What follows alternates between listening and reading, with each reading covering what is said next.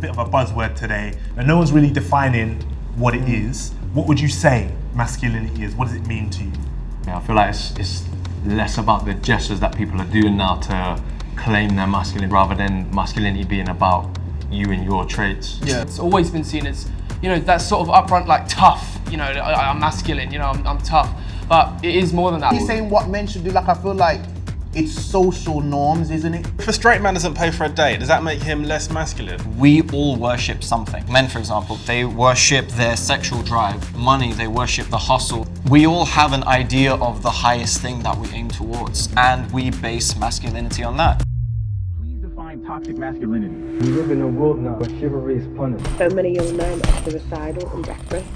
As if there's no toxic feminism. There's one group of people that says, yes, your life does suck. And that's these toxic masculine people. What are you gonna do about it? Yes, people, my name is David Whiteley. Welcome to the space. And today we're gonna be talking about masculinity. All right, so let's kick it off with a question about what masculinity actually is. I feel like we use the word all the time, do you know what I mean? It's a bit of a buzzword today. People talk about toxic masculinity, about positive masculinities, about all types of masculinity, and no one's really defining what it is. What would you say masculinity is? What does it mean to you? Yeah, I feel like it's mainly like seen even today, or it's always been seen as, that sort of upfront, like tough, I'm masculine, I'm tough.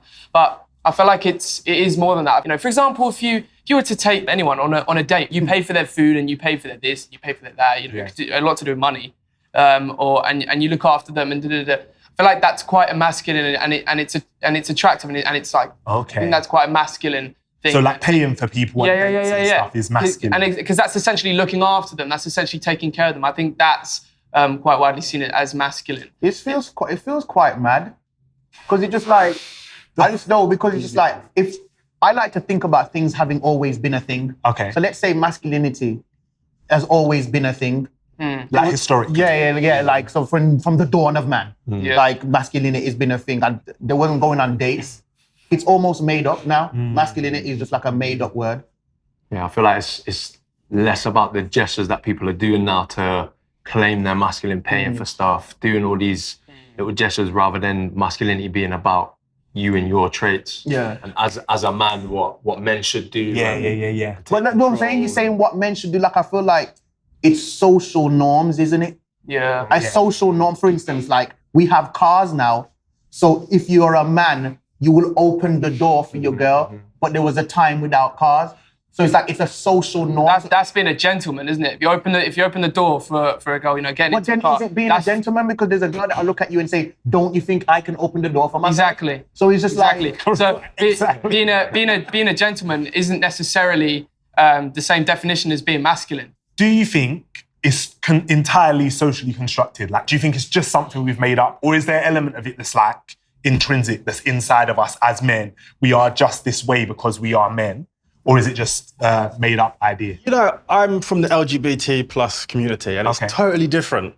So I see masculinity as very much your appearance. It's of how you look. Okay. So I'm not going to speak too heavy on this. So you got, for example, trans people at the minute. You got a trans man. Yeah. They will identify as trans masculine. So it's all very much on appearance, how you see yourself. Trans man. Well, that's a description. Okay. So I think that links a lot to what he said about like masculinity being, the true definition of it, rooting from like the beginning of time. Like you said, if something always existed, then it always was apparent. It's just we sort of discovered it and its meaning and things like that. And I think appearing masculine is probably the one thing that would root from day one of humans. If you appear masculine, and the true definition of it is just the sort of first glance appearance. You look masculine. Things like a beard or looking strong and things like that. Can I ask then? Does that mean, because I want to understand it a bit more, does that mean in your world, does that mean that masculinity is not something that's inherent at all, and it's all completely whether it's society, whether it's I whatever. use the word gay, but I think for the gays, I can only speak for myself. It's, For the gays. you know, it's very, you make it what it is. You know, you could be a little bit feminine. I'm not gonna pick on you, but I know you're wearing pearls.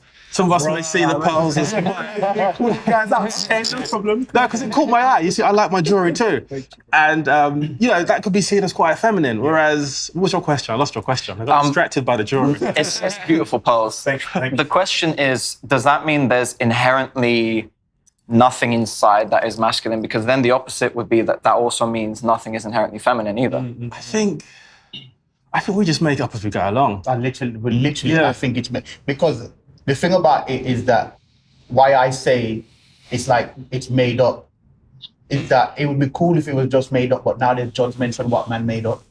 Yeah. So, for instance, if I'm just using a crude example, if I don't pay for a girl on a date, somebody might look at me and say, "You're not a man," or "That's not masculine." It feels like it's just made up, but now you've created a system, and if enough people make a system, it's like, it's interesting. I watch the way the world moves. Like, for instance, one day they put smoking. So to me, it's just like they put smoking kills on the box. And I used to work in Londis, and as I used to pass people, I don't smoke in it. As I used to pass people the box, it just felt mad stupid to me. Do you understand what I'm saying? Yeah. But if enough people do something, it's normal. So like by the time they put smoking kills on the box, it's become so normal that there's not even a stigma in a person's mind. They don't even see it. You could have the liver, because they used to put the pictures of the liver. I don't know if they still do that. Right there, and it's just like, this is what I do. Smoking. So if enough people do a thing, it becomes a social norm, even if it don't make no sense.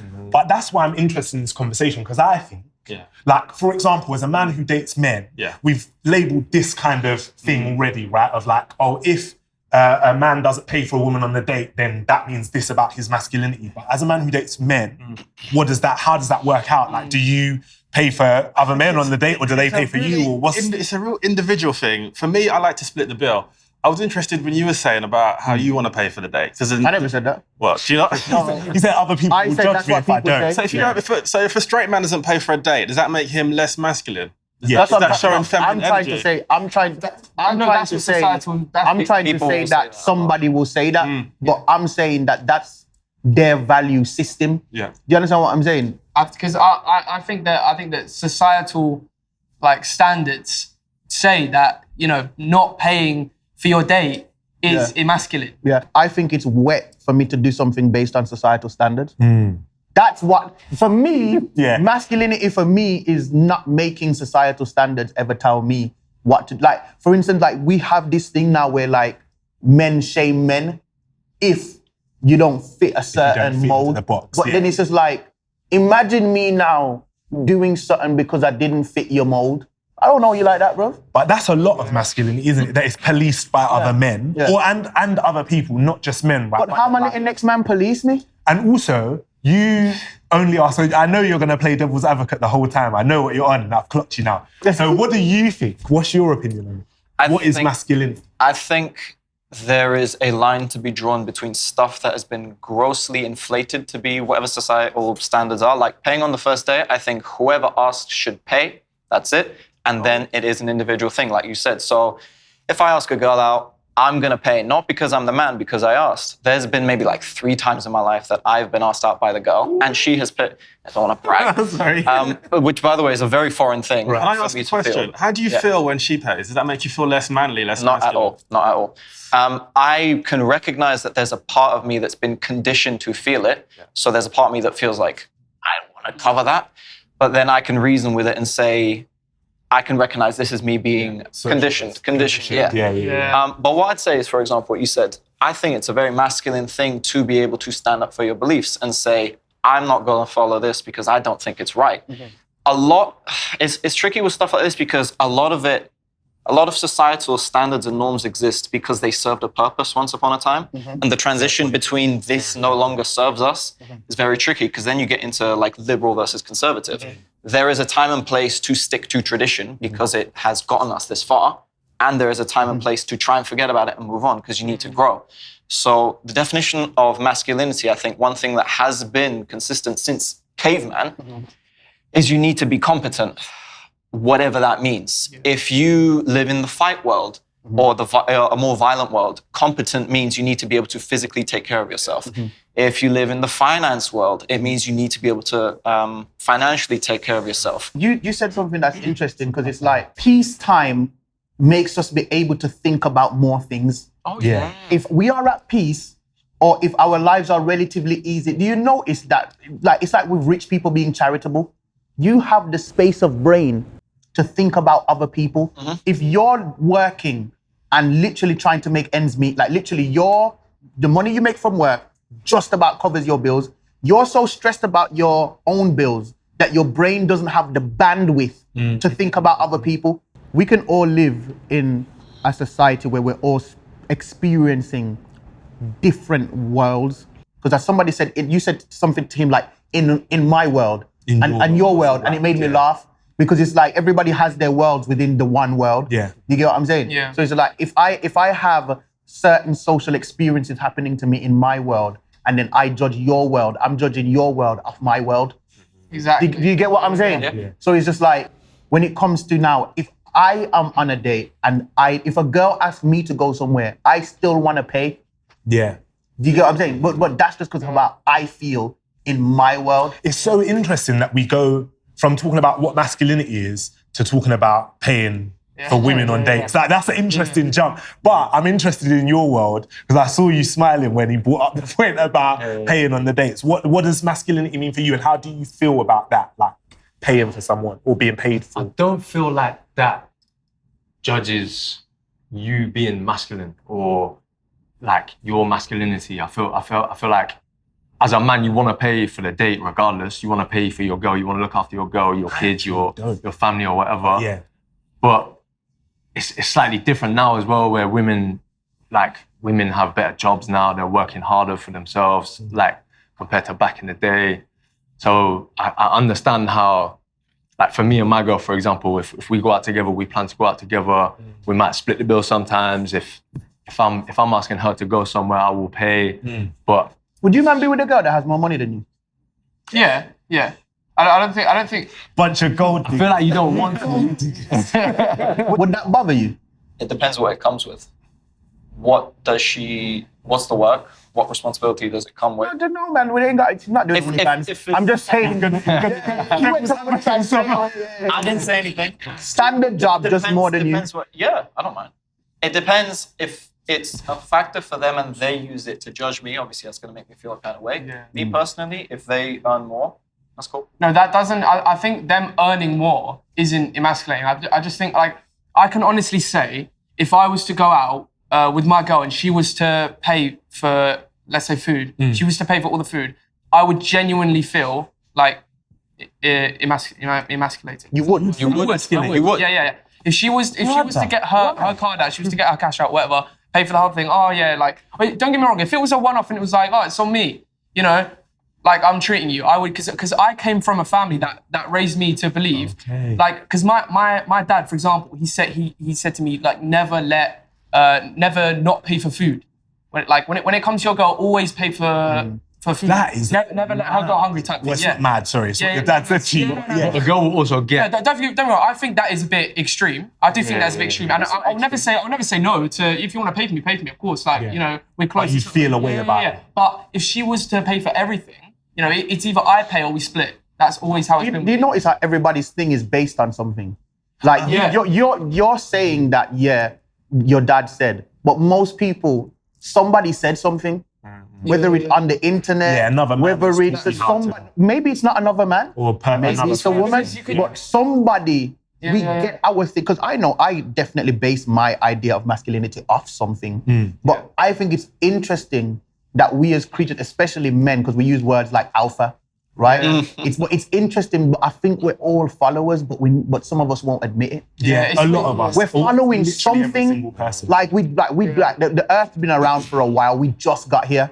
Yeah, it's weird because you could say that masculinity is based off of the popular opinion of masculinity, but or maybe you could it's always based off the fact that it's unpopular. Exactly. But some of us like to be renegade. The fact that, like, it could be seen as masculine to not follow the social norm. Yeah. You know, and that is, oh wow, that's him. You know, that's like, you know, almost respectable. Yeah. He was going to say.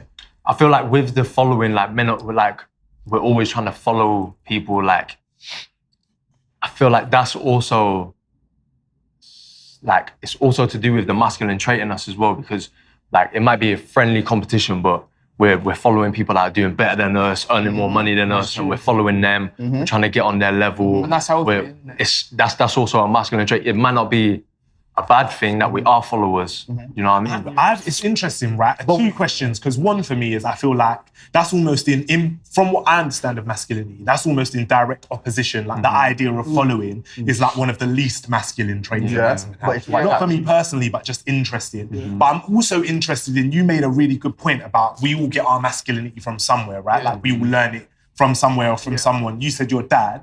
I'm interested in like where you guys feel like you got those ideas from. Was it like parents? Was it family? Was it TV? Was it media? What was it? Where was the place that you learned what it means to be a man? Because we actually still haven't given a definition of what it is, which is interesting. Yeah, because I feel like at the same time it's a perception, isn't it? So it's not only where you got it from, but it's where you got that perception of masculinity from. Do you know what I mean? So it's like, you know, for example, I got it from my dad, mainly.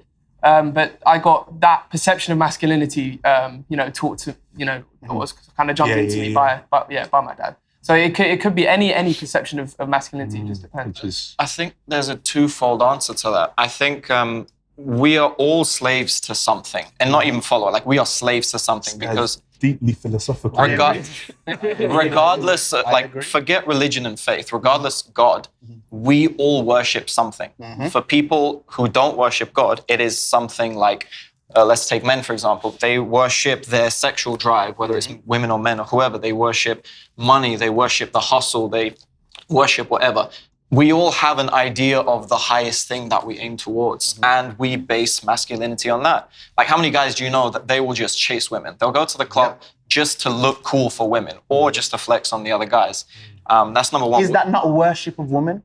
No, it is. That's what I'm trying to say. That's some of the things that we call masculine. I look at it, and when I peel it back, I'm just like, doesn't actually sound. Because I live in Birmingham, and we've got a road in Birmingham, right, called Allen Rock Road. Man will get their cars and they will drive up and down that road with the car with no purpose, just to flex. Now, to me, the guy in the car is worshipping the people walking on the street. He is. But he thinks he's gone out there for the people on the street to worship him. But this is the thing, that sounds like, you know, having a nice car could be seen as, oh wow, that's masculine, you know, or something like that. But then what he's doing kind of, like, he sounds desperate, but desperation doesn't sound very masculine, does it? So is the whole thing just a lie projection? Is it all just about what we want other people to perceive us to be rather than who we are? Probably. Is there anything about masculinity that is about us and ourselves? I think there is. We are all a slave to something. That's why I think it's so important to question what your values are, because if we all just do what our fathers say, for example, like my dad has very you can say old-fashioned beliefs on certain things, and I can see he's trying to instill lessons in me that clearly have worked for him. Can you give me an example? Sorry. He has a big stress on money, not to become rich and whatever, but look after yourself. Like, look after yourself. And it's always that he'll say this phrase to me: prioritize your happiness as number one. But I disagree with that completely, because if you're chasing happiness, you're going to end up worshipping things that are not going to get you to where you want to be. If we all question our values to a certain degree, we can ask, what does this serve? Like, I don't know, I'm 24, so compared to when I was 16, my values have changed crazy. There are certain men and women and whoever people that I do look up to, and I try and emulate them, because in some whatever world, I value a piece of their character and I want it for me. One thing I think is inherent is that to be masculine, it's hard to answer, because a lot of the answers I can think of, is just how to be a good person. If you're a man, it happens to be masculine. Like, if I say you need to be patient, you need to be kind, you need to be emotionally strong, that's for men and women, that's for everyone. Something I think inherently is for men, we need to be able to face hardship and stress and be capable of moving on past it, whatever that means. Back in the day, it could have been war, and it might mean you need to be able to witness death and keep doing the fight. Nowadays, like in what they say in Fight Club, we have a spiritual war because now not anymore, but there was no war going on when I was growing up. I mean, now there's kind of a few. But there probably was, you just didn't know. Yeah, actually, good point. We have to be competent and capable of doing hard things, whatever that means. And you think that thing is exclusive to men? I think it's emphasized for men because there's a massive overlap between what makes a good man and what makes a good woman. But the differences lie in the extremes. So if you have kids, for example, that is where I think people fall into their biological roles the most. Society will pressure you to do certain things. Society will typically men are physically stronger than women. But there are plenty of women who are stronger than some men. I know. Yeah, you don't want your girl up when you're in the gym, going to the gym with you. I know that I am much more emotionally sensitive than the average man. Right. And it took me a long time to come to terms with that. Does not make me less of a man, as long as I can still do things, as long as I can still face things head on. So how did you come to terms with that? Because that sounds tricky to me. That sounds like accepting that you're just more emotional as a person doesn't sound like something that comes easily for men. It's still something that I'm sort of coming to terms with. Okay. There's been, I think in some level in our areas of our lives, everyone has probably at some point had the question of what is wrong with me with X thing, whatever it is. With mine, it was my sensitivity to emotion. The irony is what helped me come to terms with it was my mum. And it was actually the femininity to balance me out. I grew up not with a single mum, but my parents divorced when I was about 1. My dad's always been in the picture. He's always been close to me and he's always been in my life, but I never lived with him. And I know that he didn't play as much of a role in my upbringing as he wanted to. The thing that helped me come to terms with it is to realize that this is just the starting hand I have. This is the deck of cards that I've been drawn in life, and that it's not going to stop me from still doing what has to be done. Like if you go into a fight, for example, because I have a background in combat sports, it's that phrase where you're not brave because you don't feel the fear, you're brave because you push past it anyway. I'm not a man because I don't feel anything. That's ridiculous. Men are just as emotional as women. We are typically just emotional about different things. Like, you know, when you've got like certain podcasts where they get like men and women on and it's a war between them, and the woman's like getting very emotional and the man's like, you know, calm down. We have pride, anger, jealousy, all of these things. All emotions. Which are all emotions, just like whether it's sadness, vulnerability as women are as well. So to answer your question, it's something I'm still coming to terms with, but it was my mum. It was just someone treating you with enough love so you actually accept that there's nothing wrong with you. You are just on maybe the extreme end of a certain spectrum or bell curve, and that's okay. Something you never hear in a conversation about masculinity is that love is the cure to the problem. It is. Which is interesting. It is. Yeah, but it's like I went go back to saying like we have this space to think about that now. Yeah. I think men for a lot of time in history, things were ones and zeros. We were at war. But then it's like when you talk about you're more emotional than the average man, it's like I remember one time I was explaining to this girl that this country is at war with this other country. I was like, this is happening. And she looked at me and she said, men. And when she said that, I sat there and I deeped it and I was just like, rah. It is men. She boiled a political, complicated thing down to men. And because my first thought was to dismiss what she said, but then I deeped it and I was like, are we emotional? Like, you remember the movie 300? Which is somewhat based off of and all that. So man have come to his ends and said, you need to pay tribute. The other guy's army is big. You haven't gotten the freedom to release your full army. So you go there with 300 man because we have decided that we would rather do that than acquiesce to live. I'd rather go there with 300 man and just hope for the best. I think that's emotional. Do you get what I'm saying? Like, there's our emotions just display themselves in more sometimes violent ways. And volatile. Or volatile. And we don't relate violence or something that looks strong to emotions, but it's still if you're in the club and a man steps on your shoes and now you're in a fight, your emotions. That's emotion. No, not just emotions. You're emotional. Because having a fight with an ex-man, you don't know what he's got on him, you don't know who he is, nothing. Over shoes, that's it. It's like that's emotionally unstable. That's unstable. You can't control yourself.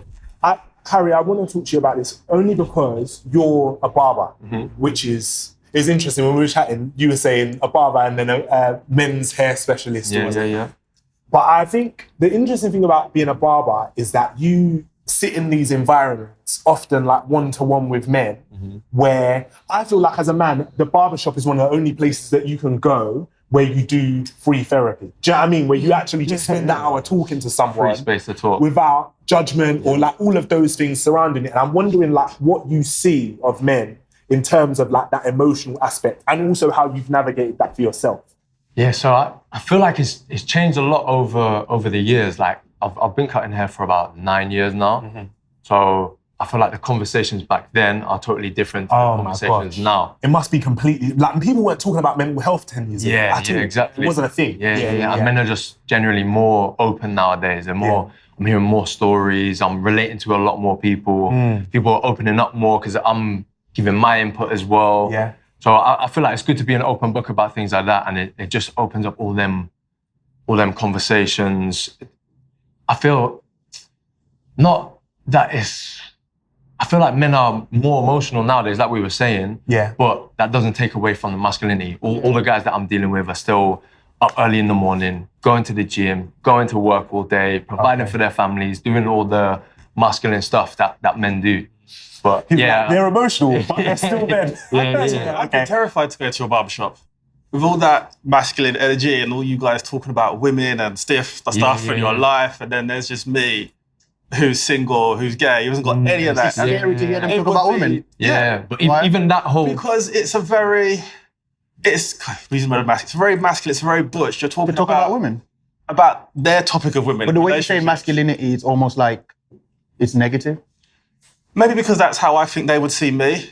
They would see me as a lot less masculine, and it would, because I haven't been to a barber's in about 10 years. I would do my own hair. I learned on YouTube so I could avoid. I feel like that whole like typical barbershop vibe has changed in a lot of places now as well. So you'll probably find barbershops that are... And then for me, because when you're gay, you're sort of like in the middle. I hate using the words energy, but you've got that masculine energy and you've got a bit of feminine energy. And I feel like, probably from where I'm coming from, you hear the worst of the masculine side of how they're talking about women. So then also I've got it's a positive thing to hear women talk about men. So yeah, it's that whole situation would just terrify me. When you say you've got the masculine energy and the feminine energy, what is that to you? So this is terrible. So traditionally, men date women, women date men. Traditionally, that's the tradition. We've all sort of come from that. I've got a mum and dad, we've all got that. And that's how we're all brought up. I was brought up in a nuclear family. That's what I brought up seeing. I've got aunties, uncles, all that. So that's sort of like traditionally. And then there comes the LGBT plus person who is different. So you've still got that traditional mindset of how things have always been. And then you're sort of trying to navigate yourself in that. What is the masculine energy? Does that mean the feminine is, I guess, a man dating a man, because we're all brought up in a society where a man is meant to date a woman. Yeah. So that's what that energy that's like feminine to you. Does that mean all gay men are feminine? Yeah, that's something. There has to be a strand because of how we're brought up and the society we live in. No, definitely, because I think to date a man is feminine. I think that like to date a man is feminine, to date a woman is masculine in a way. You have the masculine role. It's terrible. I've seen loads of guys in a relationship with a woman where the woman to me seems more masculine and the guy seemed more... I know loads of them. And I know gay guys that are masculine. Like tense. Like still take a step back to allow the man to be alive. No, I've seen relationships where that girl dominates that relationship. I've seen relationships where the woman dominates in every way. She makes the decisions. She's more of a forward person. Like, if they go somewhere, it's almost like she speaks for him. And he's like in the background and he's quite comfortable to be that way. But it's funny that you said you grew up like in a nuclear family and the traditional. I feel like the more you go out into the world, because I feel like what you did is you shut yourself off. from a whole part of the world now because you've automatically felt the rejection or felt it in other places, so you feel like it might be everywhere. I'll give an example for me. It's like I grew up to realize I dated this girl and I realized that if I got beat up in front of her, she would stay with me. Yeah. What do you mean? How did you realize that? Because I could just tell her vibe. You didn't get beaten up? Yeah, and I didn't get beaten up. Okay, all right. Her vibe was just different. Yeah. Every other girl, it could felt like, look, so I asked her one day because I could feel that. I was like, if we went out and a guy, like, let's say a guy did the worst, like a guy was catcalling you, but in a disrespectful way, and I'm like, yo, don't talk to my girl like that. I step to him, he beats me up. You have to pick me up off of the floor. Yeah, carry me. What would you I would like, Deep down, she's not gonna like that though. Would you leave me or would that like make you look at me? It's like, no. Who was he to come and do that to you? And I'm just like, they exist. You got what I'm saying? Because until it happens though. I feel like vibe has always been told to you that it's just like, if you ever cry in front of a girl, if you ever diss in front of a girl, if you ever dat in front of a girl, she'll lose respect for you. She won't rate you. She won't diss and stuff like that. But it's like, you grow up and you find out humans are mad different. And I reckon, because men, are we really friends with women like that? It's a good point. A lot of the masculinity stuff is, or a big part of this whole conversation is that we assume a lot about other people rather than like actually allowing people to express their views and their opinion. And sometimes those assumptions are proven to be true, right? Yeah. Like sometimes it's confirmation bias, Yeah. but other times people don't think the things that we think they think of or about us or about the world. Yeah. And those women that you ask, when you're friends with them, might say, I don't think that at all. That's not my opinion. I'm interested in this idea. You were speaking before about the barbershop and talking about the idea of like the conversations changing over time. I'm wondering if you ever see like I personally hate the term toxic masculinity because I just feel like it just doesn't, it's not specific enough. But I'm wondering if you ever see any of that other side of masculinity in those conversations where men are starting to veer towards that side that might be like harmful to themselves or harmful to other people. Yeah, definitely. I feel like that's more of a personal thing rather than like the term toxic masculinity. That's like from my experience, what I've noticed with like the actions from someone that's toxic, the masculinity toxic, would be like answering the phone to their girl, like roaring and shouting down the phone. Like, it's hard to explain for me. I can't put that forward. I think like it's funny that we keep mentioning like aggression and fighting and things like that. Yeah. I think that because obviously earlier we were talking about how like emotions and like sensitivity and things like that. And I think that when it comes to men that with toxic masculinity, I think that it's almost like their way of dealing with emotion and being sensitive, but trying to cover that up is turning it into aggression and fighting. So for example, not being able to deal with certain emotions, such as embarrassment or rejection, humiliation, things like that. Turning that sadness or embarrassment or whatever into rage. They try and overcompensate. Exactly, is actually much easier to do, especially for a masculine man, than crying being out, sad, talk about it to make you feel better. It's much easier to just be like, I'm not going to take it, and to be angry. And I think that although it seems masculine, while he's getting angry and is being all aggressive, it's actually more emotionally, it's more emotionally immature, I guess, to not be able to deal with your emotions in a sensible or healthy way, and to instead take it out as anger. That is toxic masculinity, which is, however it appears, it is actually, I think, more emotionally immature. Yeah, maybe. Does anybody see that showing up for themselves, like that kind of toxic masculinity? Can you identify that in yourself? Yes. Just like you said, it is easier to try and cover up being hurt, being embarrassed, being ashamed with being angry, especially if your personality naturally just tends towards that way. Yeah. Me personally, because I was never really that, I went more towards the sad route, the miserable route. I think toxic masculinity, I hate the phrase as well. What it actually means, it's stereotypical masculine traits that are hyperinflated to the point where nothing else is shown. Because the idea of toxic masculinity can exist, but then toxic femininity exists as well. We use aggression all the time because typically when men have conflict, that is what we naturally want to do. With women, it's the You opposite. say naturally, what do you mean? It's Like biologically? I think or like, biologically. I Okay, think if that's we interesting. take conditioning out of it, which social conditioning also exaggerates that sometimes, like certain cultures promote men to settle everything with violence. Yeah. Other men I egg think that's men our on. base form. Yeah, I think that's our base form too. Yeah, I think What? Do you both think that? Yeah. I think violence is our base. That men are naturally... I think they're naturally we are I more think violent. Yeah, I think it's natural as well because I think it's any life form's natural reaction. We're animals. To yeah, exactly. It's not. No, I don't forget that. But then I think we're animals, but then so are women. Like women are also animals. Yeah. So And that's men why are naturally No, They okay. express it in a different way. I'll show you. They're getting their get back. What, women are getting more violent now? No, it's not violence. It's winning. It's conquering. Okay, we've lived in a world that was been based on strength for a long Sure, time. yeah. If you were stronger, you won. Yeah. It was very, very simple. Yeah, yeah, I'm talking about physical strength. Yeah. It was very simple. Now there are new weapons. Now it's weapons like cancelling.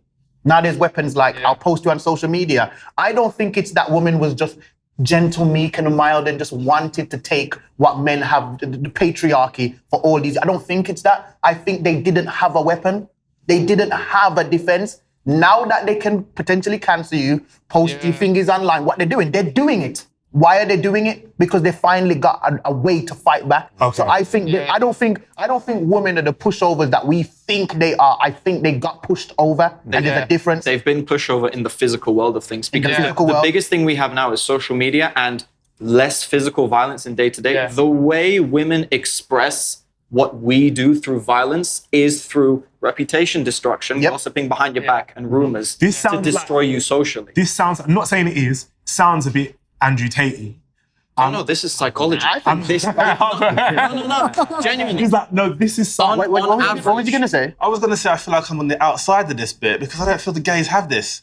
Our toxic... What? Because where's our toxic masculinity? It would I feel like it's a simpler dynamic. I think it would be how we treat a more effeminate man.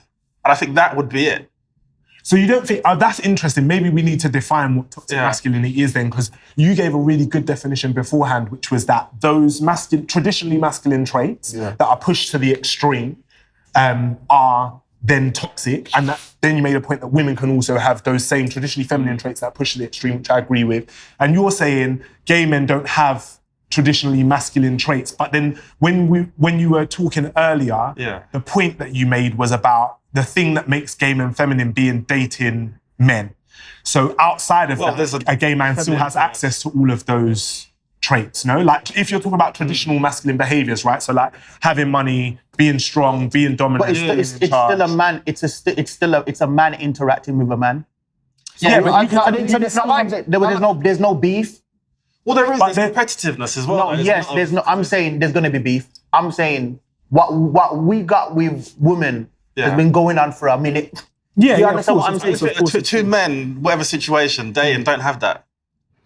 That's what I'm trying to say. What is that's what I'm that? trying to say. Like, exactly, what do you mean by they don't have that? Because I want to understand. Obviously, he's going to be able to explain better than me, but it's just almost just like, when you chill with your guys, do you not find it easier than when you chill with the girls? Get the toxic side of things. They're less easy to offend, they're less easy to this, that, because girls, when they chill with girls, they know each other and how they flex. So it's less. So for instance, if I'm chilling with a man, I know there's certain things I could say to. I can't just assume that if I say this thing to a man, he won't punch me in my face, because we know what we're like. So we know how to traverse each other. Are you saying that it doesn't exist because with two gay men? This is such a weird conversation, but with two gay men, there can't be a fight. No, I'm not saying it can't be a fight. I'm saying, forget the fact that they're gay for a second. Yeah. When men chill with men, there are rules that we know in our heads about how to deal with another man. Do you get what I'm saying? Of course. Right, okay, cool. I'll give you an example of what I mean. So it gets toxic when a man and a woman. Have you ever gone out with a girl and then how she's moving with another man? You're looking at her and saying, you don't realize you might get me and this guy in a fight. Yeah. Because you don't think like that in your head. Yeah, you're not think you reading can the say anything situation to the him. same way. You don't read the situation in the same way. Yeah, but that happens to everybody. That can happen with me and dating someone. They don't like how I'm behaving with someone else. But also, I don't know then. you lot are talking about gay men as if they exist in a vacuum and there's no women around. Like, if we're saying toxic masculinity only exists between men and women, which I disagree with, I think toxic masculinity also exists between men and men. But gay men still speak to women, like they still know women. I think it's very different because we get to hear the women as our friends, but you get to hear women as, you know, your partners, your lovers. Surely this is just a big, so like, I could hear it from the stereotype. side of the woman. Yeah, No, but I think stereotypes are also based on some sort of truth. Yeah. I like what you said about like how you said, well, I think what I mean is I see where you're coming from. When you say, I think, you know, the men they get more toxic around the women. I think what that stems from is how like you guys said earlier, you know, for such a long time, men had that sort of lingering, I guess, power over women with a sense of that traditional, like they had strength. You were stronger? Yeah, they were stronger, right? And I think that now that we're in a world where that sort of logic doesn't necessarily apply at all, you know, just it's almost going the other way now. If you're strong and dominant and aggressive, it works against you. Exactly. And I think that there are so many men still in this world that are kind of struggling to accept that. Yep. And I think that's what introduces toxic masculinity. As soon as you introduce to a, let's say, traditional man, as soon as you introduce a concept that you're not anything more than this woman, just because you're stronger, richer, taller, You might bigger. not even be richer, just the stronger. And she can have any sort of leverage over him. Yeah, she can have any sort of leverage over him that doesn't relate to fitness or strength or anything like that. I feel like for a lot of men that's hard to accept. And if you're a man and you can't accept that a woman has some sort of power over you, more followers than just just because it's not related to typical strength, then I think that makes you a little bit of a toxic man, toxic masculinity. So you don't think toxic masculinity existed before women got that power? No, because everyone, including women, accepted or just knew it was the way that men were here and women were here. Because and you don't think that positioning was toxic? Yeah, that's toxic. Oh no, it was toxic, Okay, but all right. they wouldn't think that at the time because that's how it was. wasn't addressed as It much. wasn't addressed at the time. Okay, Exactly, yeah. that was the norm for you know, men to be here and women to be here. So they would never have taken offense to it. That's just how it was. People were raised to believe that. People were raised to think that men are stronger. They'll take care of us. Respect them. So it's interesting, right? It sounds like we're saying this idea of toxic masculinity is like rooted in a power difference historically between men and women.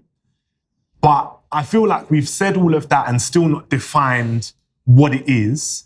And we also haven't defined what masculinity is or reached a clear definition. Maybe that's because we've all got different definitions of it, which I also think is fine, right? Big part of what I think about masculinity is that the problem with it is that it's so prescriptive and it's everybody telling each other what we're supposed to be rather than us all defining it for ourselves. So I'm interested in, if you had to define it, how would you define it? Like, what would you say toxic masculinity is? Masculinity or toxic masculinity. Toxic. Or maybe a better question is, if we take it to like the court of public opinion, so we know, for example, Andrew Tate, big figure, right, at the moment. There's been a lot of conversation around Andrew Tate, whether he's a good guy, whether he's a bad guy, whether there's things we can learn there or it's just all bad stuff. Been quite publicly described as somebody who's toxically masculine. I'm interested in maybe your opinions about that. Like, what do you think about him? Do you think that's a good example of toxic masculinity, or would you say it's a good example of positive masculinities? What do you think? Well, this is the thing. I think Andrew Tate, like a lot of his views are obviously very traditional, but I think as a whole, Andrew Tate's views have like good intent. So like he has good intent in the sense, you know, a lot of what he says is like, you know, a man should take care of his this, and a man should handle, you know, like money and strength and fighting and things like that. You know, I mean, obviously he's a fighter, so he's like, if anyone disrespects my... Easy for him to say, yeah. You know, but I think obviously there's no denying, or maybe there is, that his overall, his opinion is a bit drastic and extreme. I think extreme is, in my opinion, a good word to describe Andrew Tate. I think, as I said, he has good intent, and a lot of his views are very traditional masculine views. But I think to put his views, all of his views as a whole, into play or saying, let's say that his views are right and that's the way that, everyone should follow, that would be a bit extreme and unrealistic. The whole like going back to traditional views. I think going back to traditional gender roles would never happen again. I think we can all agree that the world will never go back to that. I don't agree with that. I don't agree with it. You think the world could still... I think it's making a big comeback now. Yeah. But just so we don't go off that topic, I think the question of Andrew Tate is, forget whether he's a message for good or not. I think the first question is, because different people have different opinions on him because they've seen different things of him. I've kept up to date with basically everything that's been happening, and I've watched all of the long interviews and podcasts he's done. So my opinion of him is completely different to most of the people who have only heard the headlines, sex trafficker, sexist, all of this. But all they see is also the comedic, satirical, sarcastic clips that I think he means as a joke. So if you can agree on what his actual message is, then you can talk about if it's good or bad. I think his message is be strong, be competent, be able to fight, protect yourself, be financially well off, and be able to provide and take care of all of your families. It's traditional, yes. He delivers it in a very extreme way because that was how he became the most famous man in the world. Isn't that what we all do though? Are we not all? Are you not? I don't think so. Or not what? Are we not what? Are you like financially stable or independent, looking after ourselves? No. Looking after family? No. No. I know it's something I want to work towards, but if you talk about like just finances, for example, I know the majority of us have not been able to retire our parents. He has. I would love to do that for my mom. Well, isn't that extreme? To be able to retire your my mom, parents? Is it financially stable and independent, being able to live independently? My mum has a very well-paying job, and it's very stressful. If I had the option to retire her and give her the exact life she wanted, I know for a fact she would love it, she would want to take it, and I've never thought about that. Doesn't make you any less masculine, though. Do you know what I mean? No, I'm not saying it's masculine. Not being able to retire his parents. Not being able to, do you know what I mean? Not being able to retire your parents doesn't, I don't think it makes you any less... I'm not saying it's less masculine, I'm just saying that is Andrew Tate's message. Yeah. I'm not saying... heard that before. You've never heard that retiring your parents? No. Message of Really? retiring your parents. Never. Have you heard that? That's never even crossed my mind. No, he's saying as a general concept. Right. I've never thought about that. If you could. Like if honestly never crossed my mind. You've never thought about retiring your parents? Yeah, of course. If it crosses your mind like now, if you had a button to retire your parents, would you press it? Yeah, but who's going to say no?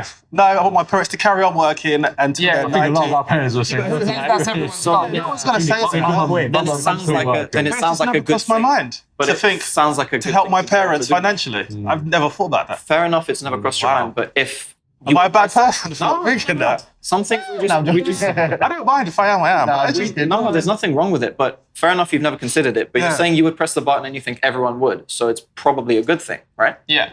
I think what most people retire. I think about looking after myself as a part of that.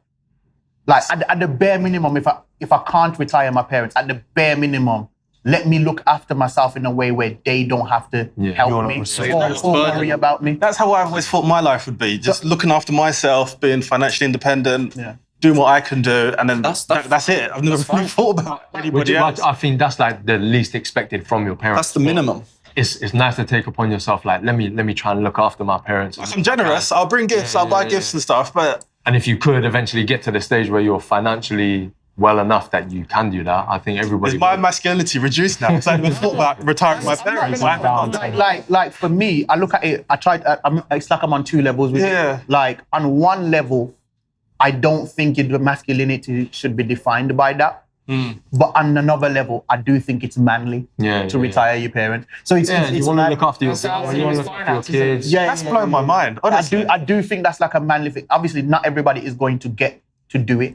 So how do you define what's manly for you personally? For me, I get what a man is because I'm Christian. I get that from the Bible. So the Bible says that by the sweat of your brow, you eat bread. In other words, you work, you make money. So you define masculinity by... That's just one. There's that. By the consequences of the fall of... Yes, the consequence. So for instance, obviously, according to the Bible, Adam ate the fruit, everything like that. And then as a punishment to man, because I think that's important to how I look at it. It was a punishment, right? You was in the garden, you could eat what you want. Now, because you've sinned, you're going to have to work to eat. So have an ideology towards working where it's like, you don't have to like it. Yeah.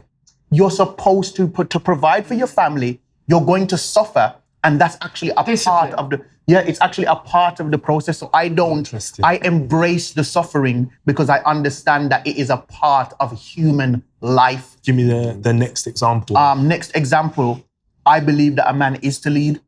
The issue is that we have taken, in my opinion, leading into a quote unquote toxic place. Okay. If I am a good leader, the buck stops at me every time. So you're responsible. Whatever I'm leading, if it fails, it's my fault every single time. So there's no honor in it. If you're a good leader and, okay, friend, let's say I've got a partner and I consider myself a good leader and they are better at handling the finances than I am. But because I'm a man, I handle it. Terrible leader. Yeah. Terrible. Because I let my ego, because a leader should care about the project more than themselves. And so do you think that's toxic masculinity then? Taking it upon yourself instead of letting logic or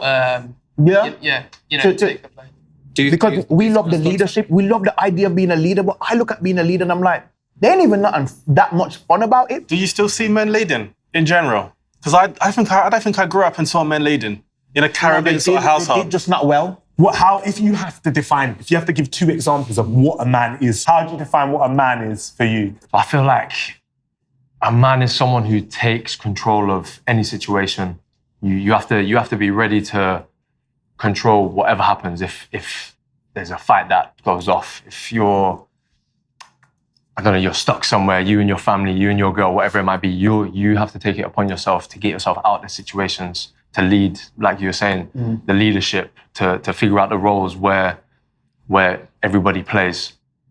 Also, like a tactician or a strategist. Yeah. Okay. You've got to analyze everything, analyze your situations, and get to the bottom of it.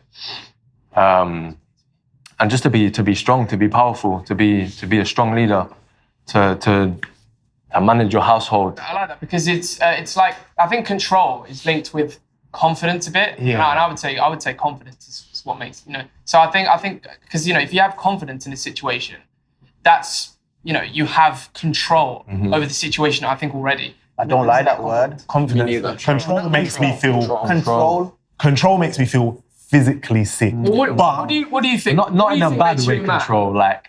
No, I get what you're saying. Yeah. I know exactly what you mean by control, but I'm saying I don't feel like we've got it ever. I feel like being a man is really responding to the lack of control. Responding to the lack of control. Yeah. Because sometimes life just swings on you. Yeah. You didn't control that. Responding in the best possible way you can. Yeah. And I feel like when you ask me what I think, right? Because I feel like when you are seeking control, that's when things become a bit toxic.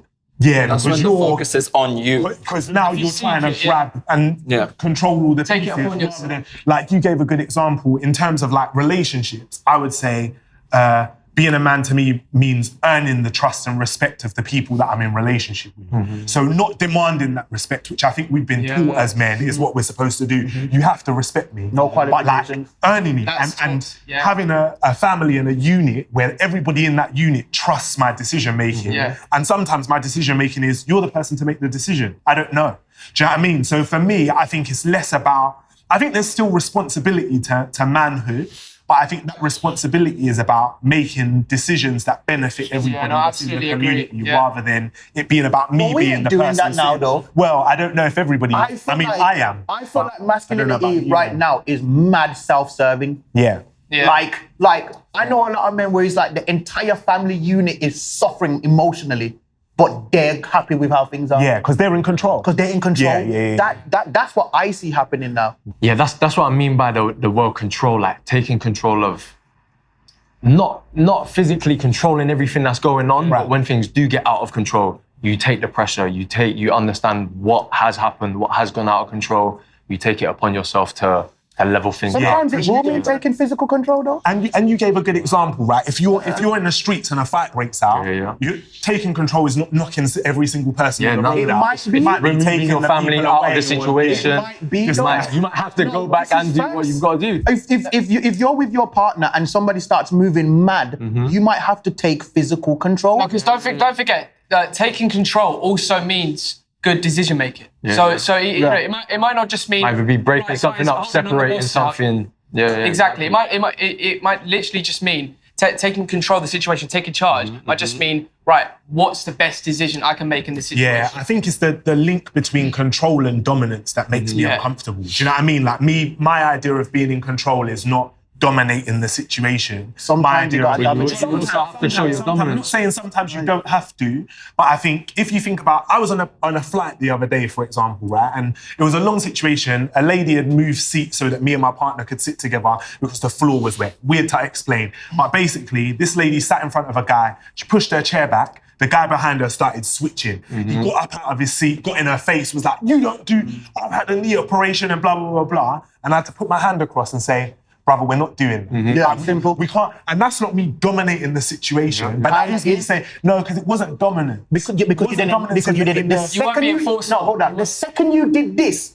I didn't touch him, but yeah, put my hand across. The second you did this, you opened yourself up. Yeah, of course. Anything. It's like animals show dominance by getting in their face and raising my their back or whatever it is. was to diffuse the situation. And diffusion is a form of control in terms of, but it's not a form of dominance. Because if I tried to dominate him, it would have escalated the situation. There, I've done many times. Yeah. And it's a part of myself that I hate. I have this hero thing. Yeah, sometimes. I get involved in stuff. Yeah. And then afterwards, I'm like, I could have died there. Why did I do I was literally at the shop the other day, a Caribbean shop, and this lady is going. Shouldn't have done. This lady is walking past with her dog, but the dog's not on the leash. The owner of the shop starts saying, you should have your dog on the leash, you should have a dog. So the woman gets mad and starts coming over with the dog. Yeah. The guy goes behind the counter and grabs a machete. Oh my. He's walking past me with the machete. I put my hand on him and stop him. And I say, don't go out there and ruin your life for a stranger. Yeah. And I stop him. The situation ended cool. Why did you do that? What do you think he did? Yeah. So sometimes in life, these situations will, now, I was walking about my day. I did not foresee that in my day. Sometimes you're going about your natural day as a man, and you find yourselves in a situation where you might have to take control, because at this other time. But you didn't try to dominate the man. No, you didn't try to knock him out. No. I'm telling you, you tried to control the situation. But it's the beginning of dominance. Things always start from somewhere. I put my hand And that goes back to my point about control. Yeah. That's exactly what you've done. That's what I was saying. Well, to be fair, you did still sway what happened. Yeah, so I guess in a way. No, but I'm saying, once I've put my hand on him, it's the spiral. That's why with me, like I said, I believe that men should be leaders, and I feel like a lot of men today feel like they should be leaders. But I just feel like we have two different views on what a leader is. It depends what you're leading as well, because we think leader, we associate it means to dominate everyone, be physically violent, all that, but it's not. If you can't, like you on the plane with that man, he was a weak man in that situation because he could not lead himself through his own emotions. He was a hurt man in that situation. Yeah. He could not control himself. He could not lead himself. Which is not masculine. Sorry, did you replace hurt? That is weak with hurt. Because the reason that he reacted in that way, and everybody's entitled to a reaction, was because of actual physical pain. So he was hurt, and that was his response to hurt. But he's weak. This is where you touch dodgy ground as well, because we're using weak and emotion in the same sentence. Yeah. So you don't want to get it confused and say that, he showed emotion, which is weak. No, to not rule up, if you let it lead you, like, it's fine to feel angry, it's fine to feel sad. But if you're having a go around a woman because she leaned into your... Letting it dominate your emotions. Don't do it, And we all go through pain. We all go through uncomfortable situations. Yeah. We all deal with certain things. Like, we can have a bad day and bump into someone in the street. We've all had moments. It's not right for you then to act out just because... That's why I said it's the reality of a man, when I point it back to it being a suffering to work. In life, if you come upon a situation and it's like, why did this happen to me? Clearly, you've not been living on earth. Things happen to people. So, no, it's true. And you take it upon yourself to be masculine. If you're going to keep letting life happen to you and reacting to it, and you're constantly in reaction mode, I believe every day a man wakes up and leaves his house, he should be like, stuff could happen today. Yeah, of course. Definitely. Stuff could happen today. And most days it does. And even though it sounds like a savage word and it sounds like belittling, if we don't position it to me as weak, then we won't want to get strong. I want to end here with a question about how we feel as men in the room. Do we even feel like men in the room? Based on the conversation that we've had, the definitions that we've given, which are vast, varied, like, do you feel like those ideas sit with you?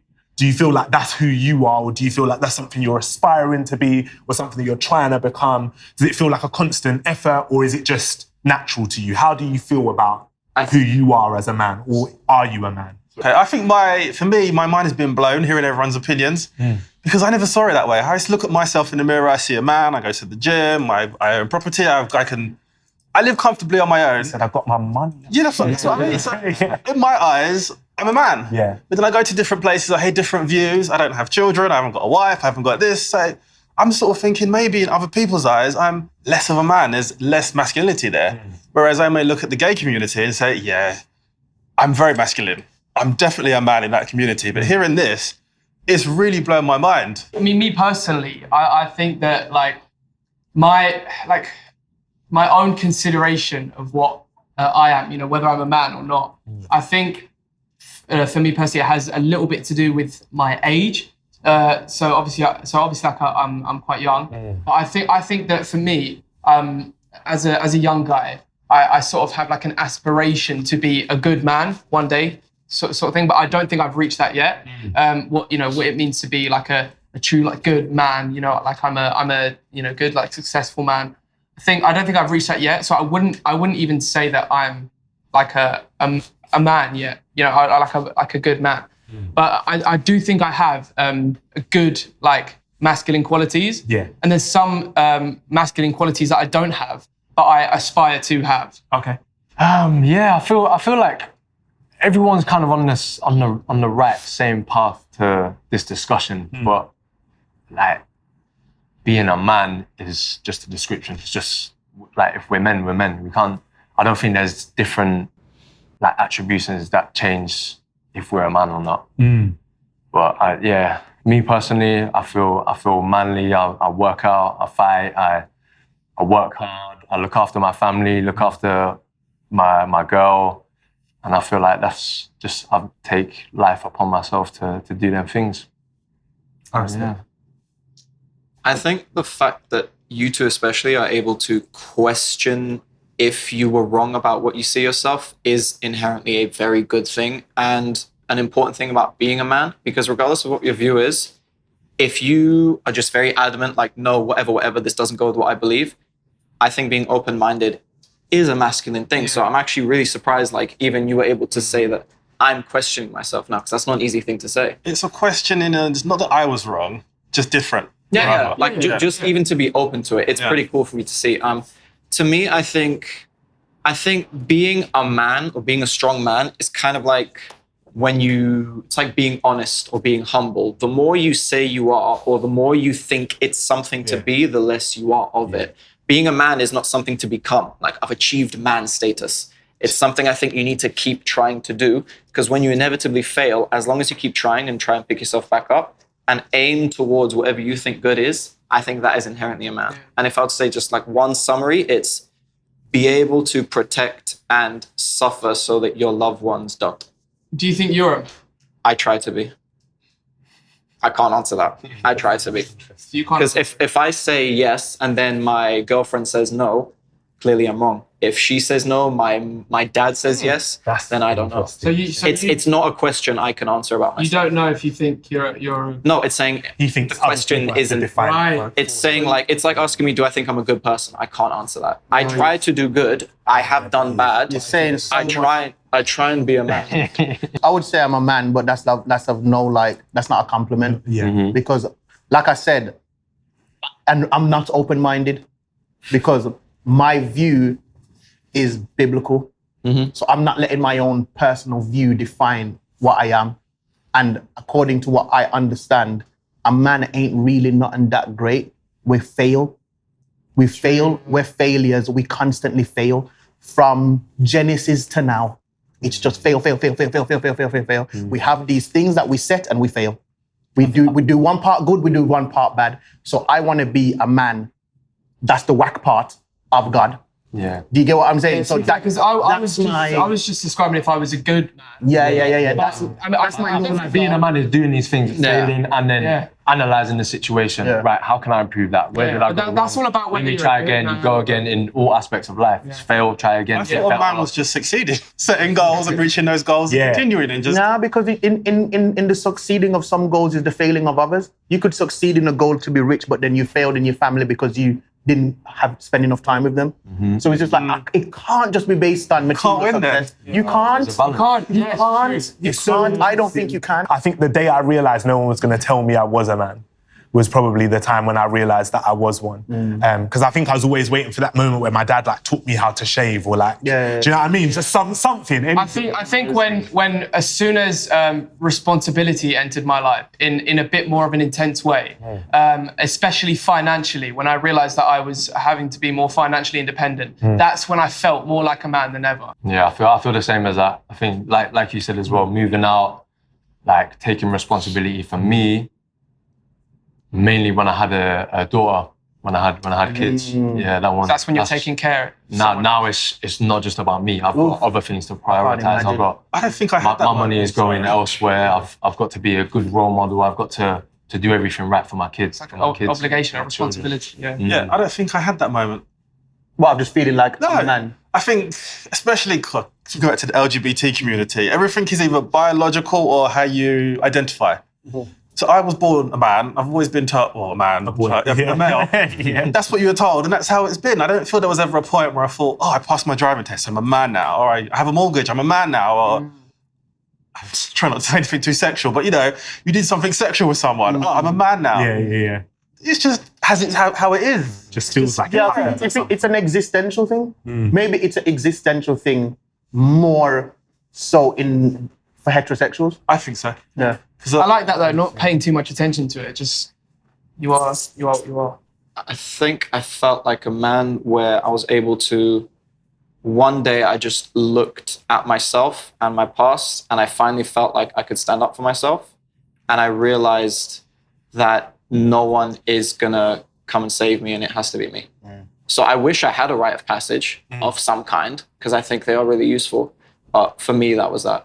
I always wanted to be a man. Then I realized I need to stop thinking about it. And then one day I just kind of looked in the mirror and went, I feel different. My beard's longer. Yeah. I've got beards now. I added some butter to it this time. I guess for me, my idea of how I view myself as a man is not fixed. Do you know what I mean? It's not determined by some like thing inside of me that says I'm just a man because I am. So I think hearing all of the different views and opinions like rattles some things in my brain. I process slow, so I probably have to think about it. You know what I like about you? You won't answer if you don't think. I'm not sure. I respect that. I'm not sure. I do respect that. I might have to come back. That's actually like a non-follower trait. So interesting that in this conversation, we didn't touch on the idea of rites of passage, but it always like stands out to me when I get to this kind of conversation, because I always think there are some places in the world where you just reach a certain age and then you do a test and the community acknowledges you as a man, and that's that. Yeah, and whether you're a good man or a bad man, you're a man now and you're not a boy anymore. And I don't know if that's an age thing. I don't know if it's like a special trial that we have to go through. It's so based off of popular opinion, isn't it? And I know that I didn't have one. Do you know what I mean? There was never a moment when my dad sat me down and said, "You're a man today." But I definitely feel like one. I get that. I don't know whether I'm the best one or the worst one. But I know that I am one. And so then I think the rest of it is just like, how do you figure out what type of man you are? When did you feel like a man? For me, it was when I moved out.